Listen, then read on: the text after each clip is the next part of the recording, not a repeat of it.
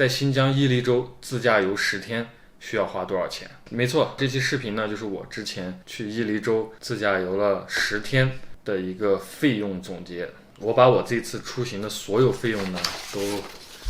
罗列了出来，然后还做了一个这个分析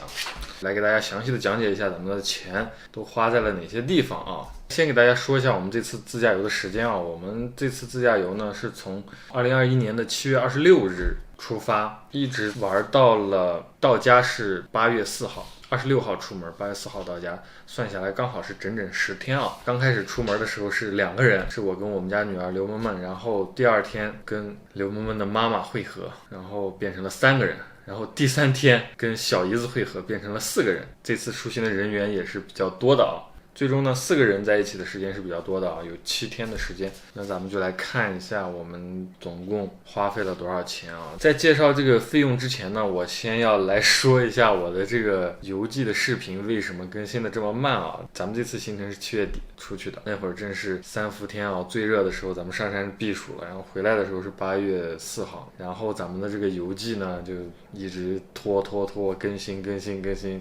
到10月初的时候，整整2个月的时间我才把这一次的游记更新完成。咱们这一次的游记呢总共是做了16期的视频这16期的视频已经全部更新完成，还没有看过这一次游记的小伙伴呢可以去看一下我也把这16集视频加入了一个合集，咱们在看的时候呢就可以挨着顺序看，然后可以一次找到这16个视频。看过的小伙伴想要回看的话去找起来也比较方便专门加了一个合集。更新的慢呢主要原因就是忙工作，一直在忙工作，所以说还请大家多多包涵。这期间也有很多的粉丝朋友在催更，我这边呢已经尽力了，一直在努力的剪视频。大家发现没有，我的这个游记视频是越做越长，基本上是在15分钟左右，尽量保证大家每一集能多看一些内容吧。熟悉我的朋友大家应该都知道，我不是那种会去为了流量而故意去拼凑一些东西，或者去一些热点，或者是怎么样的，就是我只是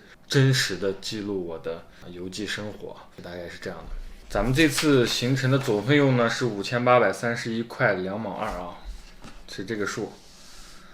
大家看一下，10天花了5800，这5800并不是我们所有的花费只是我们一家3口的花费，因为中途小姨子也花了一些钱，但是那是她花的钱。其实呢我们这次的行程的总花费是要高于这个数的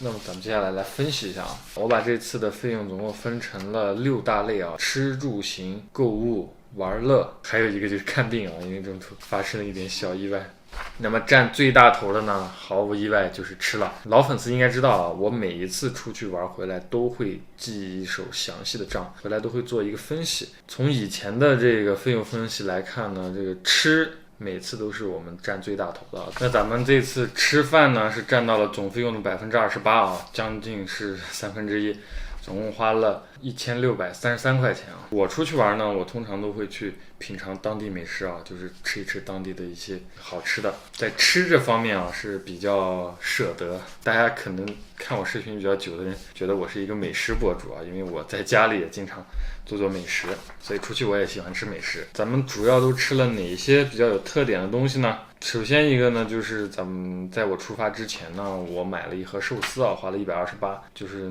那一集带女儿在山里车中泊的那一期视频的时候吃的那一盒寿司呢是128块钱，味道很不错。然后走之前还买了5个西瓜，花了40。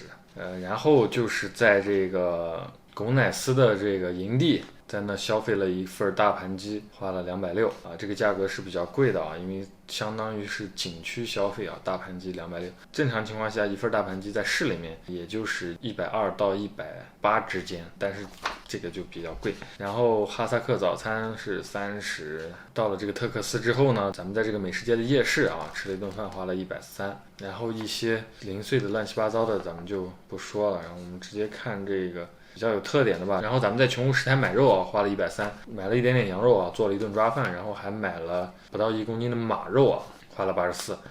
然后呢就是到了伊宁市去吃了个火锅腊八香的火锅188这个是美团套餐。然后逛超市买的吃的呀，咱们就不细说了。吃饭呢，就是花了这些。其实咱们这次出行呢，在吃这块呢，还是省了一些钱的。为什么呢？咱们这次出行的时候有好几回露营，然后露营的时候咱们都是自己做饭啊。如果不是自己做饭的话，那么在吃的这个比例上花的钱还会占得更高。而且我们露营的时候自己做饭，做的都是一些算是比较好的吧，就买的食材都是比较贵的啊。咱们还住民宿，然后去老板的菜园子里摘的这种纯天然的这种蔬菜啊，这些菜都没要钱啊，都是老板送的。所以说这个吃这块真的是占我们旅行的很大的一块啊。这个露营做饭已经在吃的方面已经很节省了，但是还是占到了大头。所以说咱们对吃这块确实是比较在意的。咱们接下来再说一下住啊，咱们住宿是占到了26%，总共花了1560块钱。我们在外面花钱住了6个晚上，就是出去10天呢，有4天是露营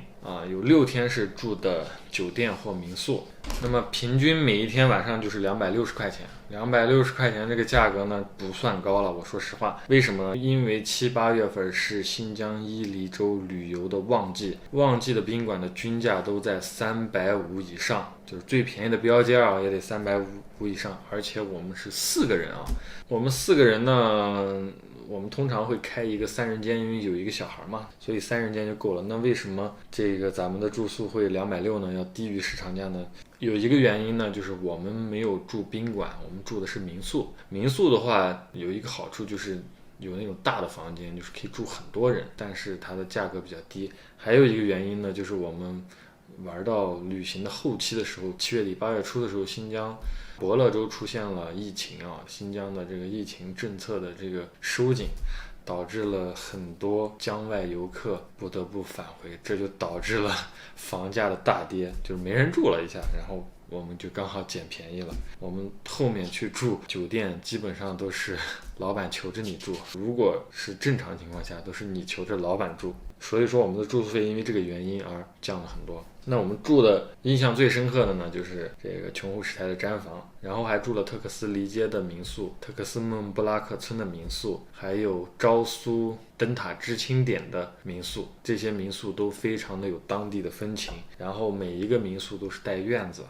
老板非常热情，给我们摘菜，送我们很多东西，不光让我们在那吃啊，走的时候还给我们摘，让我们带着走啊，真的是非常好，体验到了当地人的热情，这种感觉是非常好的。购物这块占到了17%，我们总共花了1047块钱。购物这块我们都买了什么呢？主要就是出发的前一天，咱们在超市采购装备花了将近400块啊，就是咱们这次出去玩的一个小汤锅，还有一个煎锅，这个都是临走之前买的啊。还有我们的卡式炉呀，还有那些乱七八糟的户外装备，很多都是我之前买的啊，那都不算了。临走之前是买了2个锅，然后呢还有刘工的盲盒，然后呢就是到了伊宁市了。这个我老婆购物买衣服花了330，还有呢就是旅游小商品80啊，那种义乌小商品，然后就是这个龚乃斯的山花蜂蜜买了3瓶，花了220，这就是购物，总共花了1047块钱。接下来呢就是车费嘛，车费占到14%，真的就是我出去玩啊，以之前的这个费用分析来看呢，就是路费这块占的我的比重真的是很低的，只占到了14%，花了832块钱，非常的少。这800多呢，主要就是加了4箱油和一个30块钱的过路费。咱们这次开了2000多公里吧，差不多，没有细算过。再加上我的飞度也比较省油，路费这块真的是很低。接下来呢，就是一个看病啊，占了7%，花了449块钱。咱们玩到后期的时候呢，这个刘梦突然出现了状况啊，就是他生病了以后在伊宁市就医。买药，然后去做小儿推拿，然后做了个艾灸，总共花了449，可见这个看病还是相当的贵啊，干啥都不能得病啊，有一个好的身体才是很重要的。一生病花钱真的是很多，而且这只是做了1次的治疗哦，做了1次的推拿和1次的艾灸哦，这1次就是449哦。那里面的小孩都是按疗程做的，因为我们要着急着走，所以就做了1次。你要做1个疗程，你不得花个几千块钱，真的是很贵啊。然后玩乐呢占了5%，花了309。玩乐主要就2笔，一笔是特克斯坐摩天轮，这个门票就花了249。还有一个呢就是骑马60，狗奶斯骑马60块钱1小时，那个马骑的也非常的攒劲，非常的过瘾，才花了60块钱。那个天马文化园呢，那个门票不是我们买的，那是小姨子买的。我出去玩呢，我就喜欢去体验一下当地的这种生活呀，这些东西，喜欢吃当地的美食呀，喜欢去住民宿呀，这样子。所以说大家可以看到我的钱基本上花在吃住购物上面。如果有观众看完了我全程的游记，然后再看完了我的这个花费的这个分析，大家觉得我这么玩花的多呢，还是花的少呢，还是属于一个正常的一个情况呢？大家可以在评论区和弹幕里来说一下。我也会把我的这一个详细的这个单子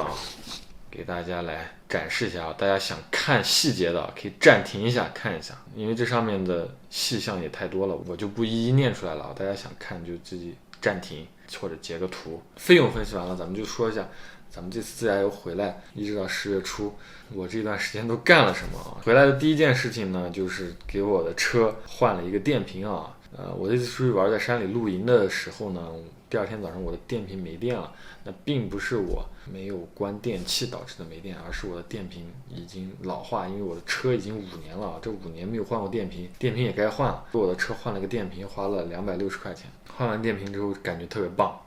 然后呢，就是我的车的这个轮胎的花纹，前轮磨的有点多了，然后把前轮的轮胎跟后轮的轮胎掉了个个儿，这是我的车上的一些东西。那这2个月的时间呢，我一有空呢，就是在制作咱们这次出去玩的视频。剩下比较空闲的时候呢，我去拍了一些车中泊的视频不知道大家对车中泊的视频感不感兴趣可能拍了有个5-6个车中泊的视频，还没有制作出来大家可以耐心的等待一下车中泊真的是非常有意思，感觉我又发现了一种新的玩法，非常的棒。这2个月呢，工作也特别忙尤其是11这几天非常忙非常忙。就是咱们夏天的游记现在天都冷了，都秋天了，马上都快到冬天了才更完。至于之后的行程，就之后去哪玩，短期的我暂时没有计划等闲了以后再看吧。那之后呢，有时间呢，我也会开着车出去露营，拍拍车中泊的视频，然后平常呢分享一些家居生活类的一些视频。那本期的视频就到这里，咱们下期再见，拜拜。